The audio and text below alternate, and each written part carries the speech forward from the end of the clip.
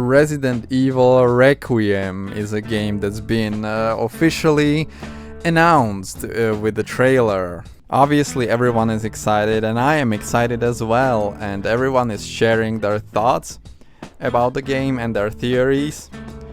So I am going to do the same, and I'm here to convince you and to show you how I am right and everyone else is wrong. And right from the get-go, let me start with the villain, because the villain or the hooded figure is a topic of discussion for this game. Now sometimes I see shit like this and I wonder to myself if I am the only thinking person left in this world, if I am the only person in this world whose brain is not totally frozen, like a frozen yogurt. Now, I'm just gonna tell you this, Leon is not the villain in the game. This is the same discussion as with Chris in Resident Evil Village, when some people thought he was gonna be the villain, he was gonna be a werewolf or something.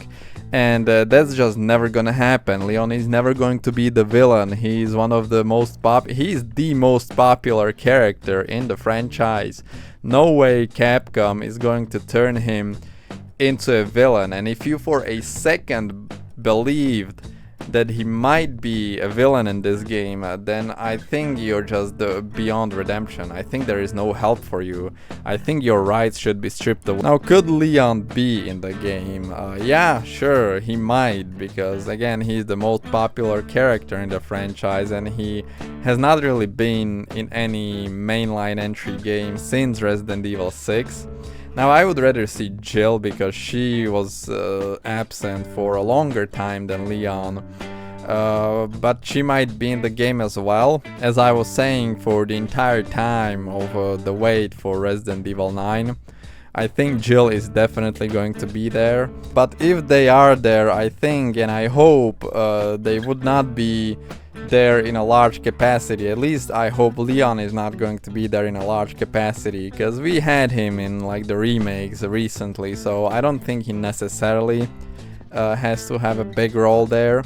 I think it's going to be more like Chris in Resident Evil Village and 7, where he basically just it's like a passing of a torch to these new characters. For Chris it was Ethan and then Rose, and for Leon or Jill or whoever is in Requiem it's going to be Grace. That is, if Grace is not evil, as I'm going to get to later. Speaking of Grace, let's get to the important stuff. Now, Grace seems to be the protagonist of this game, which leads me to believe, and I'm just gonna drop this bombshell, this hooded figure, this antagonist, or the main antagonist of the game, I'm not sure if it's him or the guy sitting in the chair, if they're the same person, is somehow related to her, maybe her father. And the reason I believe this might be it is that we obviously know who her mother is. It's Alisa from Resident Evil Outbreak, which I still can't fathom why they would bring this character back. Not that I'm upset or anything, it just seems like they forgot that Outbreak even exists. And they brought Alisa back, but Alex Wesker does not seem to be coming back anytime soon, which I am the only person who wants Alex Wesker back, which is exactly why they should bring her back, because I want her back. But it's whatever. Now, because we know who her mother is, and because this familial connection seems to matter in the plot, as Grace is going to investigate the murder of her mother, it just makes sense to me to bring the idea of her father in, to at least tell us who he is. And narratively just makes sense for this guy to maybe be her father. And on top of that, listen, Resident Evil 7 was the story of Evelyn. She's the main villain and she is a daughter. She's looking for like a family to have her, to be a part of a family. That's the entire plot of Resident Evil 7. Then Resident Evil Village, it's the story of a mother. It's the story of Mother Miranda and her trying to kidnap the Rose to make her her daughter. So I think it would just, again, narratively make sense that Resident Evil Requiem would be the story of a father. Now you might, say that the entire story is already the story of a father, because Ethan, was a father. So he represents the fatherhood in those games. But I don't know, it just seems like to have this sense of completion, there should be a game where the main villain is a father. Now, when I first saw this frame of this guy sitting with his back turned on us, I immediately thought of Oswald Spencer, because he was sitting most of the time in the franchise, but I'm not sure. I don't think it's him, to be honest, because he's dead, and yeah, I don't think they're bringing anyone who died back. At least I hope they're not. Although obviously there is the Mute My Seat connection that apparently stores the psyche of everyone who was connected by. It's so weird in Resident Evil Village. I didn't really understand it, but obviously Ethan's consciousness is stored there, Mother Miranda's, so it would make sense for other people to be connected by it as well, to other people who would be revealed to be infected with the same thing. I think Spencer would make sense, because obviously there was the connection with Mother Miranda. I think maybe Wesker also,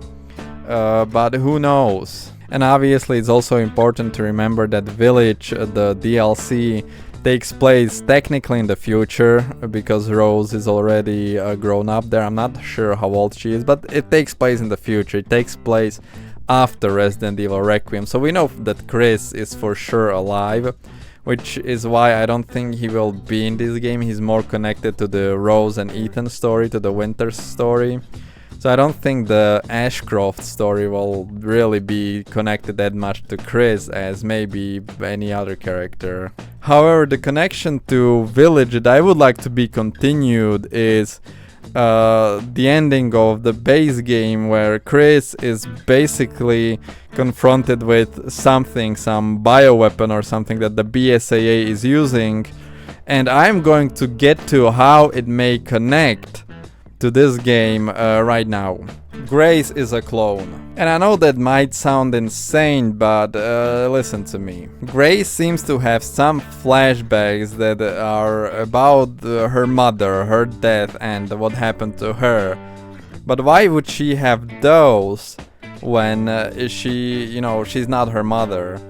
Also, I'm having a hard time telling the two apart. Like, Elisa looked very different in Outbreak, but here they seem to be almost identical. They have the same haircut, they have the same face, almost everything. And sure, it is implied that she was present when her mother died, when the FBI director, I presume, Nathan Dempry, I think, tells her that, she needs to confront her past.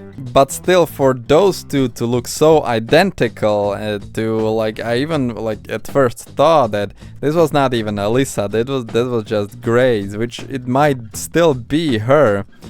But for those two to presumably look so, similar to each other, it just seems weird. The only time we saw identical twins in this case in Resident Evil was with the Ashfords, which is funny because Ashcroft and Ashfords, those are similar names, was with the Ashfords, the twins, and that was important for the plot. And I don't know, maybe I'm just blind, maybe there is some distinction between the two of them, maybe I'm fooling myself again. But to have what seems to be the clone of Chris at the end of Resident Evil Village, because I think that's the clone of Chris, that they're trying to clone Chris, because he's the best soldier in the fight of bioterrorism, so I think they're cloning him, they're trying to recreate him as a sort of bioweapon to counter bioterrorism. I think to have this plot thread introduced at the end of Village to not continue in Resident Evil 9, Resident Evil Requiem, it would be strange. Well, the villain, he is looking for her because she is somehow special, so he might be her father, quote unquote, who cloned Elisa for some reason. There is also the thing with the creature that resembles Lisa Trevor. There is not really a reason for Lisa Trevor to be in this game. as she was presumably killed in the explosion in Resident Evil Remake. But the creature that is here that resembles her, you know, that might also be a clone and an attempt to recreate Lisa Trevor. I'm just gonna put it out there. Greys look low-key menacing in like some of the frames, especially like here. We're led to believe that she's like clumsy and whatever, but here she looks kind of menacing. I don't trust this person, okay? And you might say that you know, she's just a manic pixie dream girl to appeal to the male audience, which fair. But I don't trust this, okay? I do not trust this. In a lot of ways, she resembles Rose, and that's another thing. Especially the eyes and the hair. The hair color is like perfect platinum blonde, which seems strange. Like, it seems strange for her to have like the exact same eyes and exact same hair color to Rose. I think there is something to look out for. I think that they are going to be connected in some way. That you know, Grace is maybe going to have similar powers to Rose. And lastly, I would like to take a look at something that many people overlook, which is the title of the game, which is Requiem. I think this has much to do with the inclusion of Raccoon City in the game. Requiem, I was never really sure what it means, so I did like a quick Google search. A requiem is a mass for the repose of the souls of the dead, which, you know, has much to do with death and tranquility after death. But it can also be a token of remembrance. And both of these things connect back to Raccoon City, which obviously Raccoon City was like the biggest tragedy in the history of Resident Evil. But also when Giorno gains gold experience Requiem in JoJo Part 5, he becomes the most powerful character in fiction, so this probably holds some significance as well. And the two biggest characters connected to Raccoon City are Leon and Jill. Yes, there is also Claire, but I would say Code Veronica is a bigger game for Claire than Resident Evil 2. I think obviously Leon always talks about Raccoon City and how he never didn't save anyone there. It's more ingrained in his character than we ever saw like Claire, you know, talking about it. She mentions it every now and then, but she ever only talks about it with Leon. It's obviously why I'm also willing to accept that Leon is going to be in the game, because if you are bringing back Raccoon City, it makes sense to bring the character, you know, that witnessed it all, you know, be there too. Same with Jill. Anyway, this was just the first trailer. We are probably going to get more down the line. This trailer, you know, there are things to look at, but there also isn't really that much. So I'm looking forward to this game. I'm looking forward to, you know, more trailers with this game. I'm looking forward to the demo, which the demo again is something that we'll even see the story of Alisa in the demo, because how the demos worked with Resident Evil 7 and Resident Evil Village, we didn't see the main character there. We sort of saw what happened before with Resident Evil 7. We saw Clancy's story. Then with Resident Evil Village there was the Maiden demo. So now we might see the Alisa demo, which I think would be really fitting, and I would want to see that. So hopefully you enjoyed. If you did, leave a like and let me know what do you think about the game, if the game will feature clones or if, you know, Lisa Trevor is back. And hopefully I will see you next time.